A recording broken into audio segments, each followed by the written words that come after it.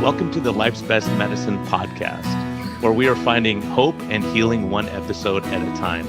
No appointment needed, no rubber gloves, and no coping. Just a healthy dose of life lessons to help equip you for this wild journey we call life.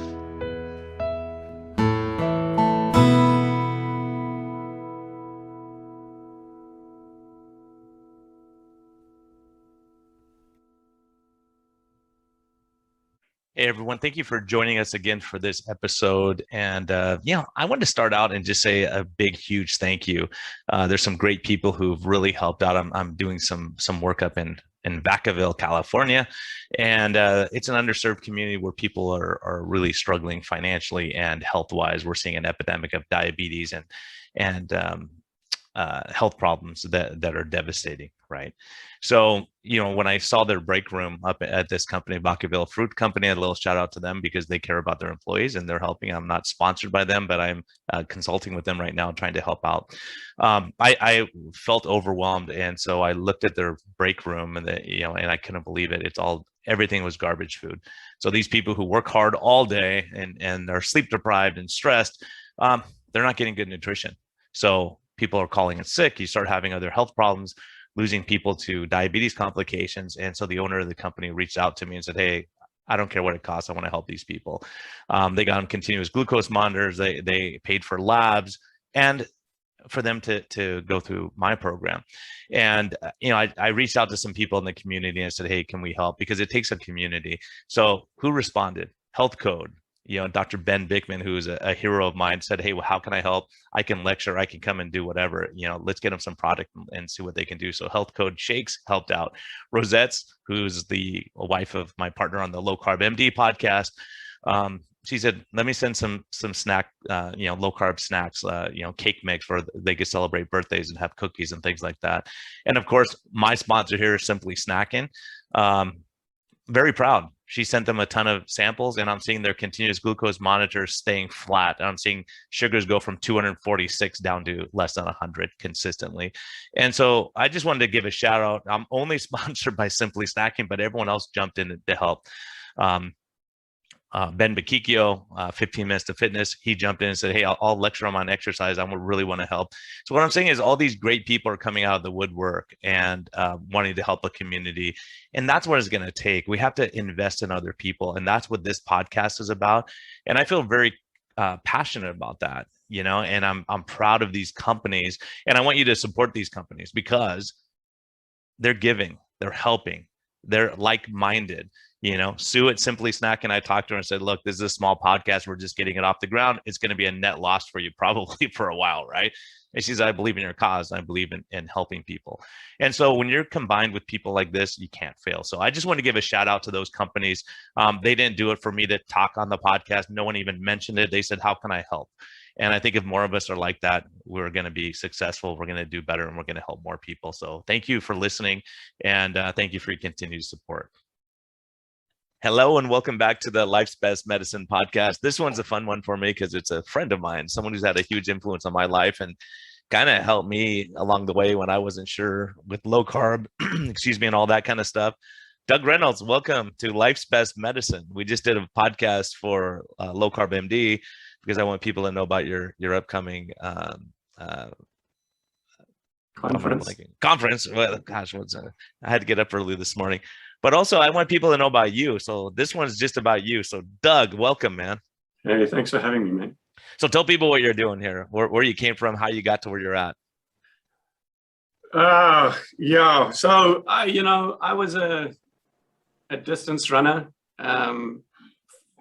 Basically got into that in South Africa where the Comrades Marathon is such a huge cult there. There's an extra 90-kilometer, like 55-mile road race. It's just epic.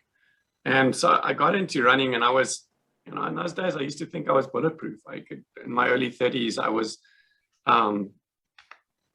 I could eat anything, and I never put on weight. And I used to run all these huge long races. I've run more than 100 marathons, and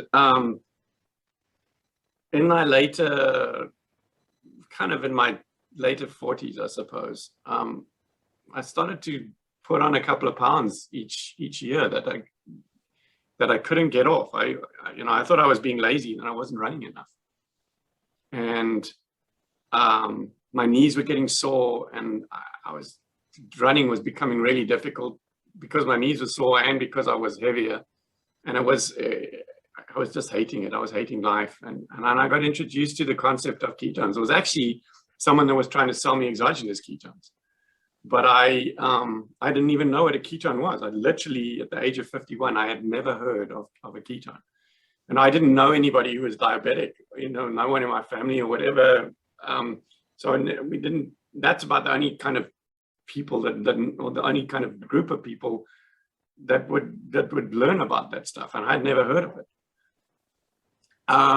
But as I started researching it, and the company that was brand new, that this guy had sent me a note from, and they didn't even have product, so I couldn't buy it if I wanted to. But I started to learn what ketones was, what ketosis was, and the ketogenic diet, and buried myself for 3 weeks. And by the end of it, it was like, okay, this explains everything. Explains everything I'm going through now. It explains even back in the day when I was super fit and getting ready for these races, and I would follow Tim Noakes's philosophy about carb loading and eating a bunch of carbs for the 3 days before the race. And literally now I know was basically poisoning myself. And I would stand on the start line at 5 o'clock in the morning and look up this mountain and think, I've got to run up there. I've got to run 55 miles up that mountain. And I can't even run to the corner. I felt shocking. And I used to think I was just really, really nervous because I'd put all my eggs in one basket, like every year basket. It's like every year I would train specifically for comrades. That was my thing, I'd run a bunch of marathons through the year, but they were all training runs for comrades. And I felt like I must have been, everything was focused on that. My whole year was focused on that race. And now it's here. And now I'm so nervous that I'm psyching myself out of it. But now that I've discovered this lifestyle and this way of eating, I realize I wish I could go back and do it again. I wish I could go back and be 30 again and know what I know now. But I can't. So all I can do is enjoy my life and the improvements in my life now, and teach other people about it if I can, that hopefully they're young enough to actually go and do it for real, and I can live vicariously through them, through their good performances and stuff. Like Zach Bitter, right?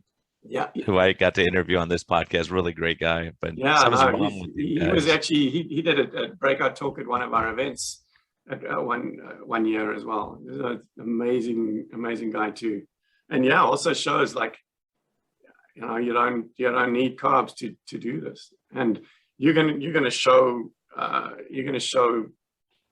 plot of mine at your talk at our San Diego conference in a couple of weeks. But to see, I'm at the moment pretty much carnivore, and working out, doing Dr. Bain's workout for 15 minutes and seeing my glucose like being completely flat through that whole workout. But once I stop immediately and lie there for 15 minutes recovering, my glucose like spikes up to like 178 or something. Yeah, it's incredible to see. And just amazing. And then comes down nicely over about 2 hours. So it's not, there's obviously not some massive insulin response to that or whatever that's causing it to plummet or whatever. Yeah, and we had Dr. Ben on, and he's doing great stuff. A great person. He's just a gem. Really fantastic. Yeah, really. But that was just really fascinating. But in telling that story, I've kind of lost track of what I was really supposed to be talking about. No, you got it, man. Because it's really how you got to where you are. Then you start putting on conferences out of nowhere. So then it was like, okay, I see all of these improvements, and how come nobody else? How come if there's so many people are like me that they don't even know about this? What can I do to help that situation? And I knew how to put on a conference. I had that experience, so I just had to meet people in the low carb community because I'd never even been to a low carb conference before. Yeah, in this podcast, really, I want to hear the story behind the story, right? Because really, this is life's best medicine. It's like, what makes you tick in life? What motivates you?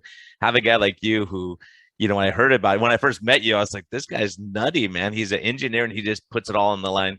You never put on a conference, you go, okay, I'm just going to do this. So Doug, how did you go from being an engineer, doing what you're doing, to stepping out of your comfort zone and putting on conferences like this?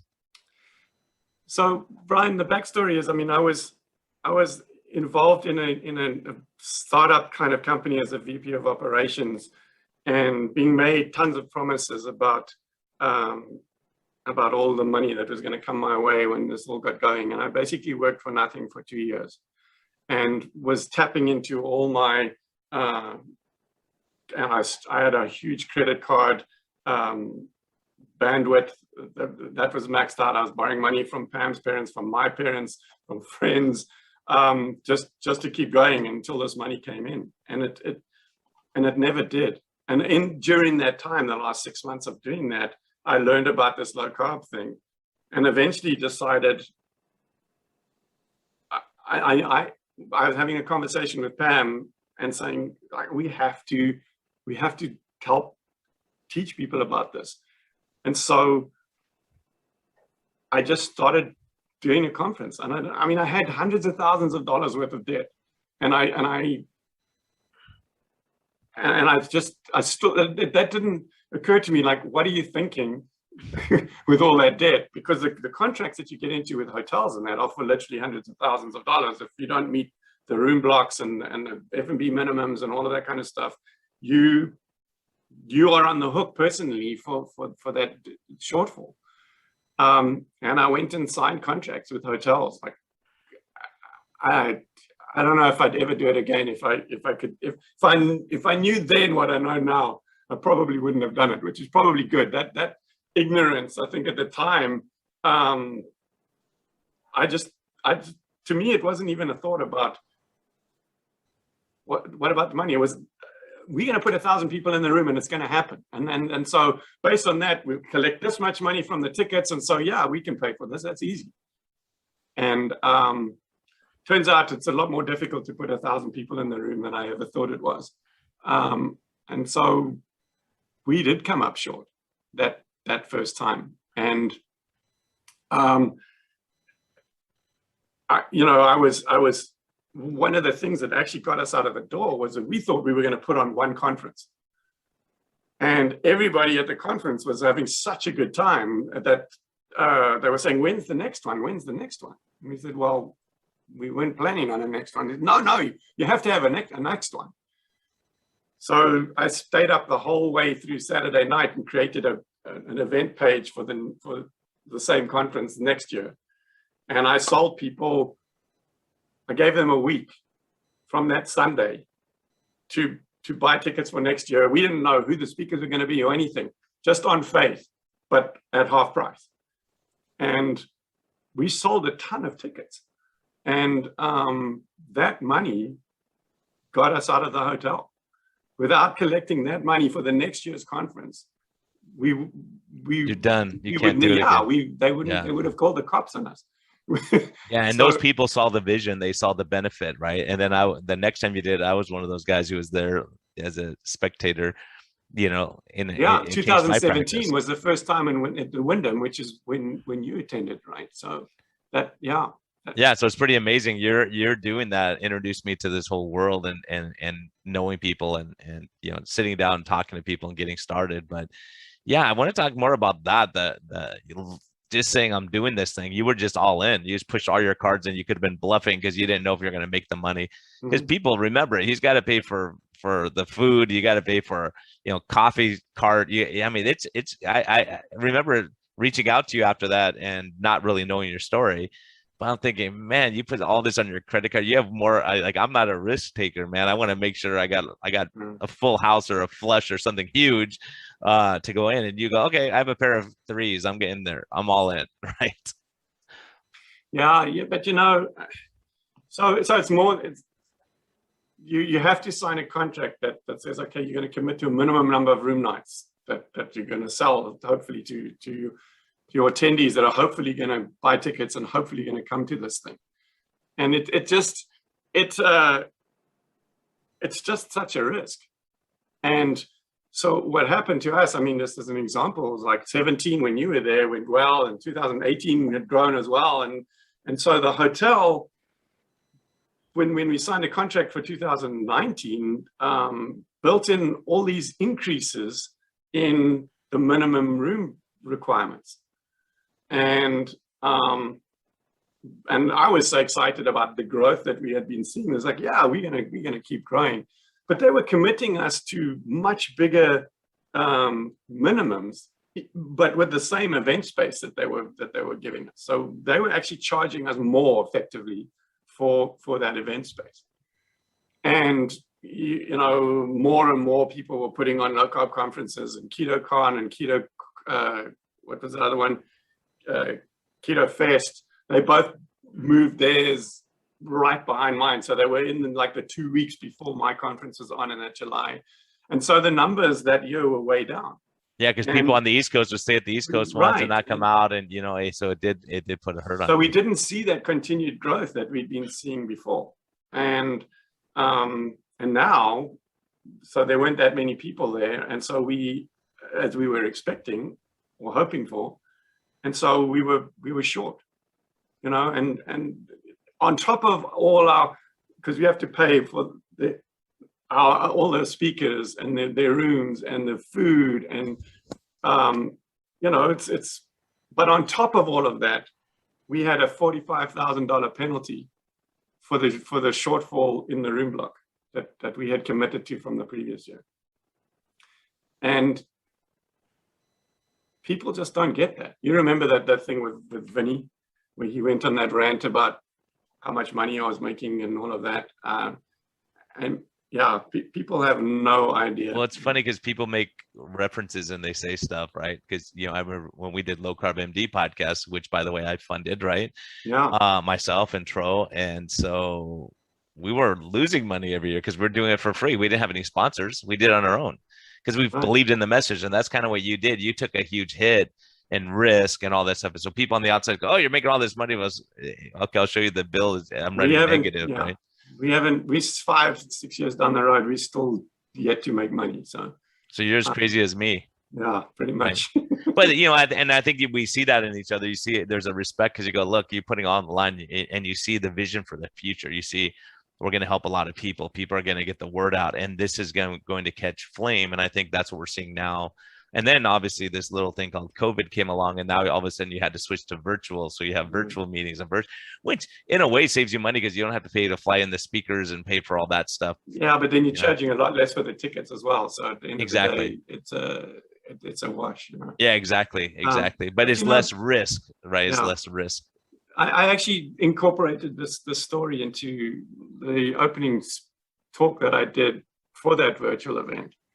But well, you know, the example that I in 2016, that first event we did, we had a lady from the Czech Republic called Pavla, who came as an attendee. And the following year, so it was basically just about a year later, she wrote us a message on Facebook that said basically that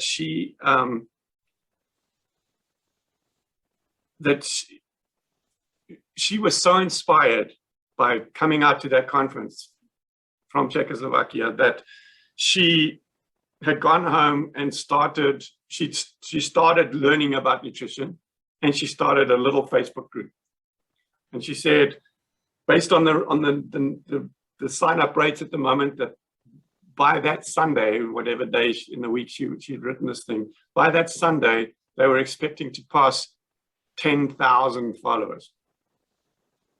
Okay, so in 1 year, she was teaching 10,000 people in the Czech Republic about low carb. And then and then before the meeting, Pam reached out to her, and her membership had swollen to like 300,000 now. Yeah. And that's one person that we feel like we influenced. That if we do nothing else, just that one person, influencing that one person to go out and do what she's doing, we've done our job. You as well. I mean, look at that. I mean, you told your story where you were trying it for yourself, but it was kind of on the down low, right? And you were seeing great improvements, but you didn't have the faith to take it to your patients because it wasn't standard of care, right? And then you came to that conference and you saw all these amazing people talking about it. You said, whoa, okay, this is real. And it was after that you started being prepared to tell, when they asked you, you were being prepared to tell your patients what you were doing because people were noticing, right? And you were just saying, it's another diet or something like that. But now you're saying, okay, you really want to know? This is what I'm doing, and I'll help you if you'd like to. And that took a lot of courage but you were so convinced after seeing the improvements for yourself and seeing what was going on at that conference that it was like, okay, I can't keep quiet anymore. I need to tell people. Yeah, especially when you see people like Gary Fettke, who I highly respect, right. Professor Noakes, they put it all on the line for us. And you go, okay, what do you do? Do you not carry it forward? What they sacrificed? They went through years of trial because they were outside the standard of care, even though they had tons of, and they were both exonerated and they both won hands down because they had enough information and clinical experience. So I think those things are, when you see it, you say, look, I can't just sit here and not say anything. And you put a little bit of a target on your back, but I think ultimately we all went into medicine to help people. And I think kind of what you're saying is, I thought Low Carb MD, we'd have tons of Patreon supporters and all this thing would happen. And we end up paying money out every year. I was like, well, this isn't very cool. Luckily for this podcast, we have Simply Snacking to help out, right? So they're making these things happen so I can talk to you and get it out there. But I didn't want to compromise my values. It had to be someone that I believed in and a company that I really like. And so you start realizing, but for me, the thing, as a matter of fact, I was at your conference speaking in Boca Raton, which you talked me into doing. And I was there and this lady came and started talking to me, and she was from Mexico City. And she said, you guys saved my life. And I said, really? I never met you before, your podcast. I've lost 82 pounds. I'm off my meds. My husband's better. My son's better. And you go, wow. And then some other lady said, I used to listen to you on the tractor every day when I was out there, you guys. And you're like, wow, you're reaching people that you don't even know that it's helping them. And so that's what you're doing is you're giving doctors a platform, and you have your own podcast that you're doing. You're out there to help people, And so I think that's a huge deal that there's not very many people in the world now that are going to sacrifice and take a loss to help other people. Yeah, but it's just, I feel like people are driven.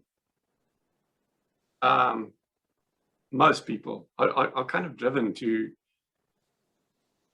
help. And the reason I say that is when you look at, there's so many people that come to our conferences that are already or hoping to become and training to become low carb coaches, because everybody that tries this goes through this enormous transformation. And it's like that's why I started LowCarbUSA. It's like, how is it possible that I didn't know about this?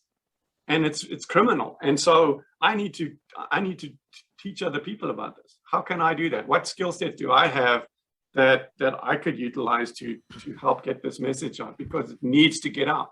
And people, it's like that, that first rule of keto is don't talk about keto, because we are so inspired and we can't stop talking about it.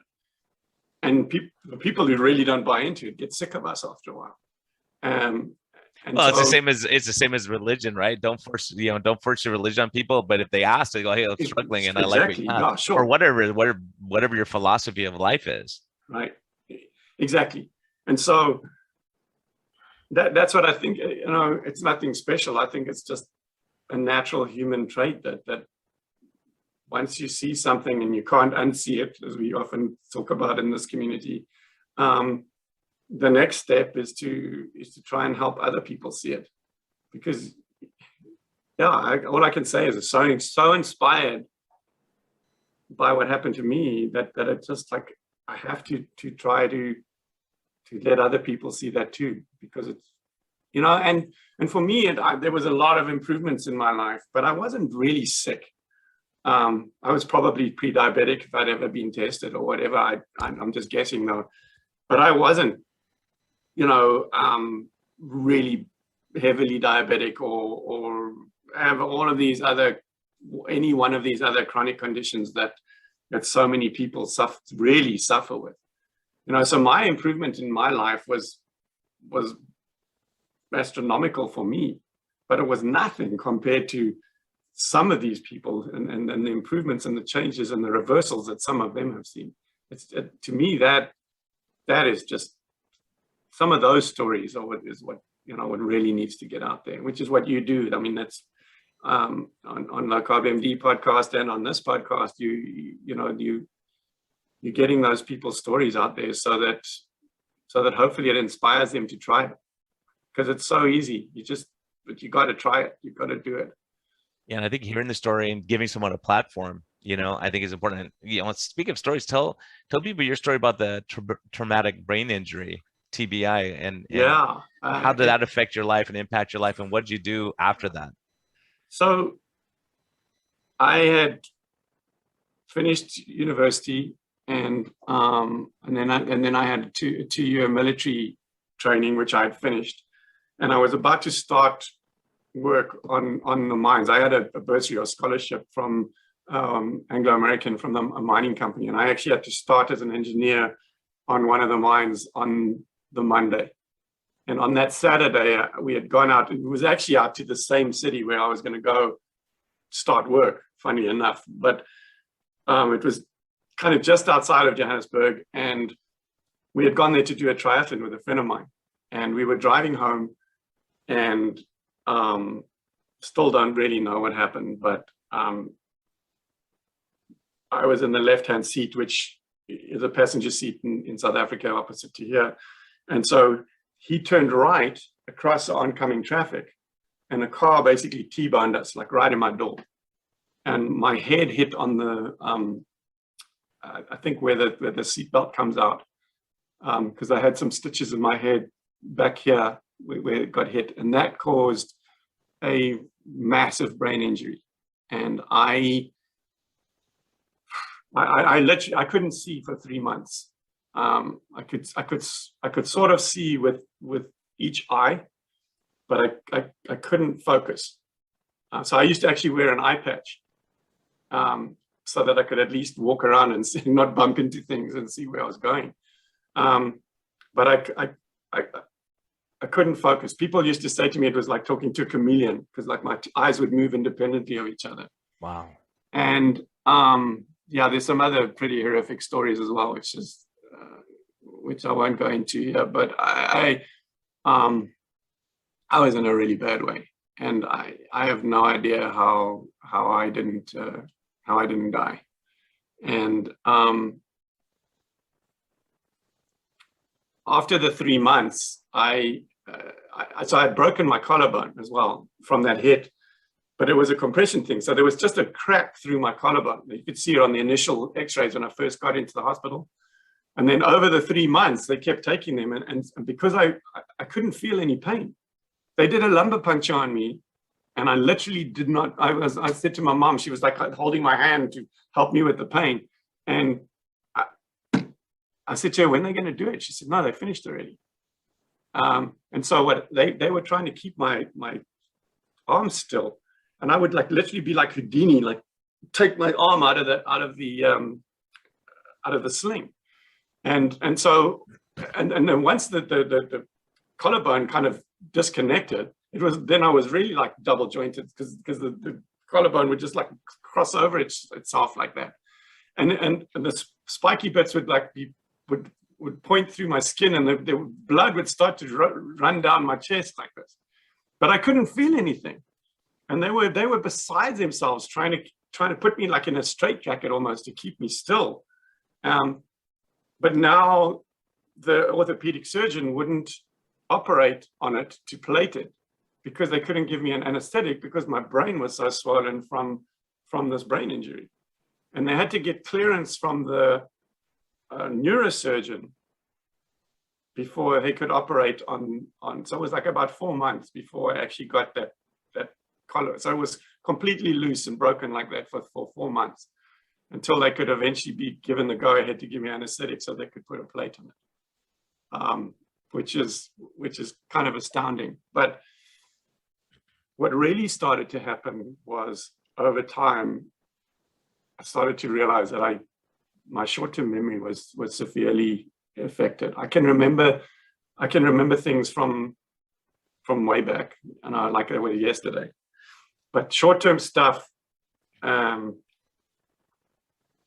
can't recall it, and a lot of it is words, simple words. Like when I'm talking, I can't speak really fluently because I'm constantly trying to retrieve the words.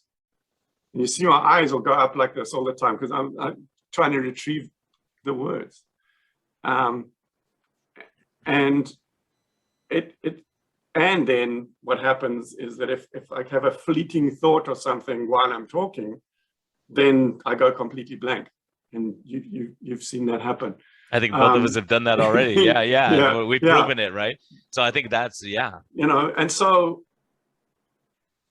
that affected me so badly in work, because now as an engineer and it's starting to get teams and stuff like that, and now you're supposed to do these presentations, and I was terrified of trying to do presentations. And so the minute I started to become like team leader in that, I never did presentations anymore. I used to get one of my guys to do it and like tell them, oh, this was like to give them experience and stuff like that. But it was just because I didn't want to do it, not because I didn't want to. I was afraid of humiliating myself by not only having to stutter and try and remember the words, but even more to go completely blank. And not, like, sometimes if people remind me, it'll come back, but sometimes it never comes back. I never remember what I was talking about. And so that was a massive thing in my life, elephant in the room or whatever. It was. So what got you through that? So when, well, you try and make you come up with techniques and stuff, so like I get really irritated when people interrupt me when I'm talking, because I know that I'm going to forget what I was talking about. So if someone interrupts me and I'm sitting there, I'm going like like over and over and over in my head what I was saying, so that hopefully when they get back to me saying, yeah, what were you saying, I can actually try and remember what I was saying. But it works sometimes, but not always. So then when I started doing this keto diet thing, I've since learned about how it can improve and does improve neurological and mental conditions substantially. I didn't know any of that when I started doing this. I started doing this because I was overweight and struggling to run. So it was my memory, basically, which you've just seen is I'm struggling with. I still struggle with it, and especially in stressful conditions like this.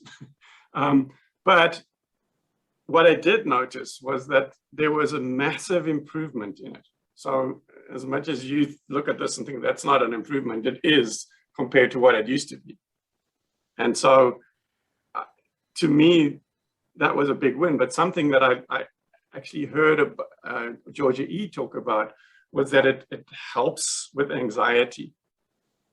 And so I think that's the biggest thing for me, is that I'm not afraid of it anymore, and that I don't fear it. And I know when I did my very first conference, one of the tasks on my to-do list was to find an MC for the event.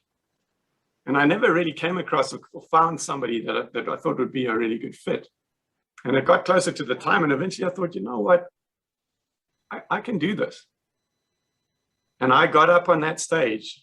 I was terrified. But I got on that stage the first time, and I got through my first introduction and everything, and got off after I'd announced the first speaker. And I got down and I thought, that wasn't so bad. And I've done it ever since. I've never had to look for an MC again. And so, but there's two things. One, first of all, I'm not afraid of it anymore. But I think also is that this is a keto community. This is a low carb community. And I think people they're different. They're in a better place and they're nicer people. I don't know, that's a bit generalization, but I'm less afraid in front of that crowd, you know, and it's happened to me a couple of times. I've gone blank. In fact, the first time it happened to me was about the second San Diego event, maybe even the one that you were at first. But I was trying to introduce Georgia Ede, who had taught me all about this stuff. And I started talking about something about her, and I went blank on what, and I couldn't remember what I was saying. And eventually I just said, Georgia Ede, and I just called her up and I ran off the stage. You know, and I got up on the stage afterwards and I said, you know, just about that brain fart that I had on the introduction. And I told my story about this brain injury for the first time. And said to people, you know, if I stand here and like look like a deer in the headlights, somebody in the front row here like remind me what I was talking about, and hopefully I'll remember. And people were okay with that, and they respected that almost, and I wasn't afraid of it. And those things I don't believe outside of this community would ever have happened.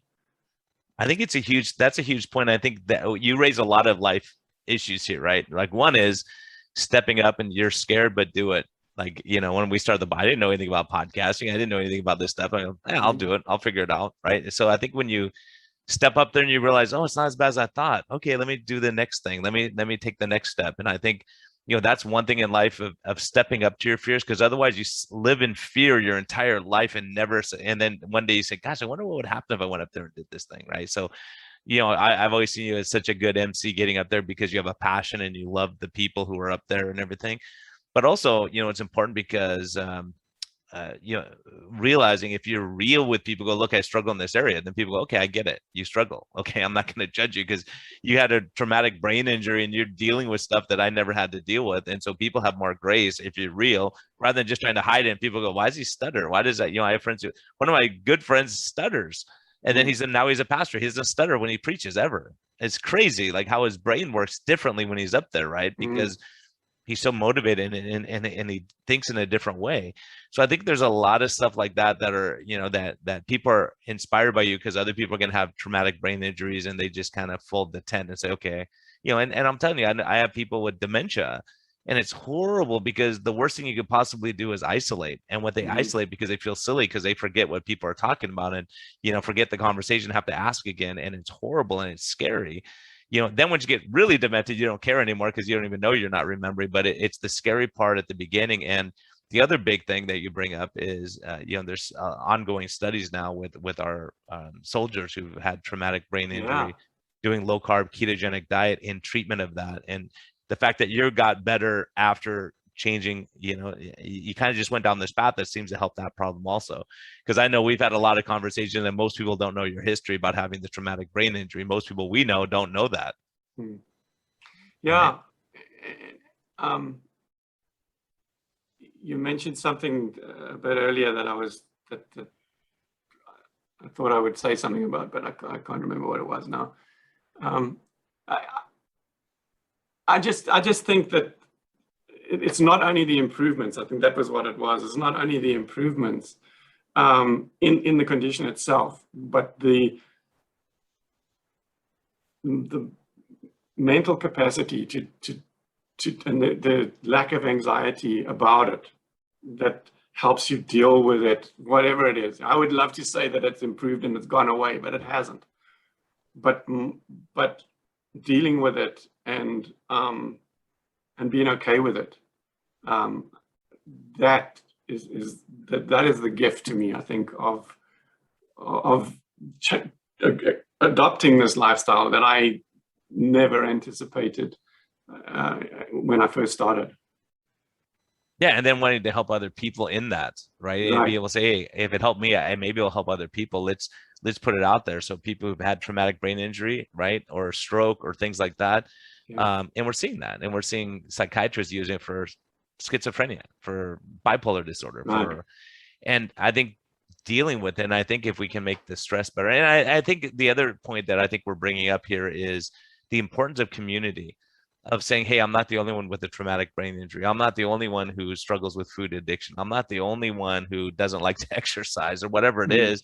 And to have people love you and say, it's okay. And I think the big thing that comes out of this, and something I never really thought about too much, is this idea of self-compassion, meaning, okay, your memory's not as good as other people. How do you deal with it? Okay, you're not as good of an athlete as other people. How do you deal with it? How do you keep moving forward and inspire people still? And think of the movement you started, and you had to overcome that fear of standing up and saying, I mean, and the fear of, like, for me, there's no way in heck I'm going to charge all this stuff on my credit card for something that may or may not work. Ain't going to happen. Right. I don't have that much courage. I had, even starting my own practice was a calculated risk, right? And as an Right. engineer, your brain works differently, because you look at all the potential bad stuff in your brain, you look at all the potential horrible stuff, and you Mm. understand it. Like, as a doctor, I understand the bad things that can happen from certain interventions, and you say, okay, is this a good intervention or not? Am I going to have more problems from it or not? Because I know what can go wrong, right? We've seen it before, and that's why you, as an engineer, knowing the risk, still taking it so that you can help other people because you Yeah. believe so strongly. I just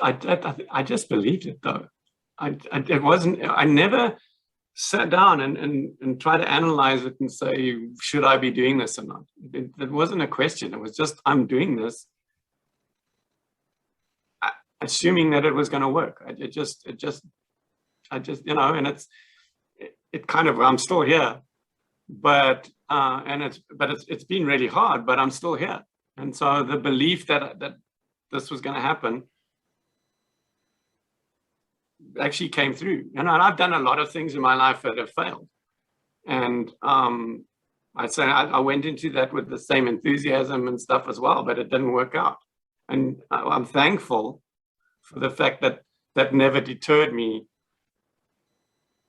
from putting it all on the line again, And this time it worked out. And if I look at all the things I've ever tried to do, if I had to choose one, if I said, okay, all these things, you're going to try all these things, one of them's going to work. Which one do you want? This would be the thing, because this is helping so many people, and not everything else was a business thing or whatever would have helped me. I would have made more money or whatever. This is my calling, I think. Yeah, this is what you're doing. And I think when people listen, there's important stuff, find your calling. And then it's your passion. Is not your job. It's not your work where you go, okay, I'm going to clock in, clock out, no risk to me. I make my money and I move on. There's people like Doug who've inspired me along the way that said, you know what? I believe I'm taking that step. I'm doing it. And you learn from your mistakes. You don't say, well, that didn't work out, I'm never doing this again. You say, no, that didn't work. What didn't work? What part of this didn't work? And let me change that part of it and move on again. And saying, okay, I think I don't know very many successful people who haven't failed at some point along their life, and they learn something. Okay, don't have a partner. Okay, don't do this. Don't take advice from someone who doesn't know what they're talking about. Like, talk to the experts, whatever it is.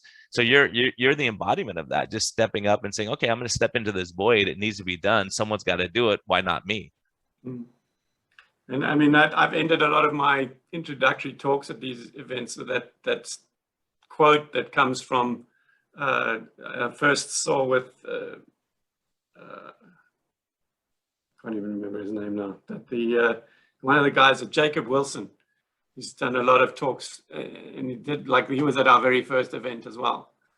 And he ends all his talks with us with this quote, and it basically says,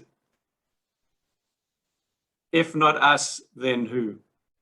And if not now, then when?" And that was it. I heard him at the very first talk he did at our very first event, and it was like it really resonated with me. And whenever I do a talk, I give him credit for it, but I steal it from him, and I always use it because it's very meaningful to me. Yeah, I think that's great. It's like someone's got to step up. Someone's got Yeah. to be the brave first person to say, that's not how I see it. This is how I see it. That's why I wanted to have you on the podcast to share about what you're doing and about you. I think a lot of people just don't realize there's way more under the hood for a lot of us. You know, having Sean Baker on, talking about his story, talking to some of these, like Ben Bickman, his story, and you go, wow, that's pretty amazing. These people are so great that we're surrounded about, you know, by, we were just talking about all the speakers at your conference coming up. It's like, oh my gosh, we love this, bro. Oh, this is a great person. And they're decent, great. It's not just because they're smart, it's because they get it and they want to help people. And their area of research is focused on helping people, or their area of clinical medicine, they're seeing people getting better and they can't wait to share it. And it's fun. It's not just some intellectual thing where you think, yeah, this is theory, but we don't know how it works. We know how it works in real life, right? So yeah, I don't know. I think I've told you that story, but West Palm Beach, we do our Florida event for many years in the beginning in West Palm Beach, and in our second year, we were talking to the rep or the hotel host that was dealing with us, and she said that after each event they have like a debrief with the hotel staff, and talk about the event and talk about things that went wrong and how they could do it better next time or whatever. And a lot of those staff, the back of house staff, and the people that do the rooms and the people that that work in the kitchens and stuff, they've been there for donkey's years, right? And those hotels have a number of events every day, every week. And she said that they all agreed without exception that our crowd was the best crowd they've ever had at their hotel.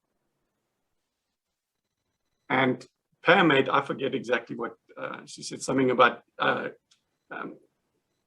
eating meat and drinking cream or something makes people happy or whatever. But it was just, it really is a thing. The people are better, they're different, they're nicer, they're more calm, they're less anxious, they just are. And like I said, that was, I think, part of the reason why I wasn't afraid to get up in front of them. It was just, it makes such a difference, and imperceptible differences that you would have heard as well. Where a spouse makes a comment like, you're a nicer person now. No, I hear it every day. I hear it all the time. Yeah, and I see it in people too. And you see, you're less stressed, aren't you? You feel better. You're doing better, and you can see it. And that's why we do what we do. So, Doug, I know we both got to run. I'm so glad you got to join me. Tell people about your conference, when it is, and all that kind of stuff. And okay, well, so the next one coming up very soon is on August 26 to 29 in San Diego. It is where all the speakers are coming. It is an in-person event, and we'd love people to come to it in person. But we also are live streaming the whole thing, so people can opt for the live stream option, which is obviously much cheaper. You can watch it from your own home. You also then get access to all the videos afterwards as well. And you go to LowCarbUSA.org, and either under the menus or on an image further down on the homepage, you can get to the San Diego event page, and there's options there to go and get buttons to click to go get ticket for the in-person event or the live stream. And have we done it for you here? Well, we'll just do Low Carb MD. That's my other podcast, Low Carb MD, all one word. Doesn't matter case, but you could just do it all lowercase if that's Low easier. Carb MD, okay. Low Carb MD is the discount. You get like a 20% discount. You get 20% off. You know me. And if you're going in person and you opt for the meals and you're getting a CME certificate, whatever your total is, you get 20% off that entire total. So or you could do it online if you don't want to talk to us, but if you want to come meet us and hang out, then you can come live and it'll be a fun time. And that's another thing important, is online, if you do the live stream, you can still qualify for CME credits if that's something, as a practitioner that you need. So you can opt for that CME certificate as well, if that's something you need. Awesome. Doug, thanks for joining me. Everyone, be kind to yourself, be kind to others, and really as a doc, I can tell you nutrition, stress control, exercise, being kind to others, all those things help you live longer, better lives. So go out and practice it. Thanks for listening. Doug, thanks for joining me. It's always great to spend time, and we'll have a lot of fun in San Diego. I'm looking forward to it. Yeah, it's been a pleasure, Brian. Thanks.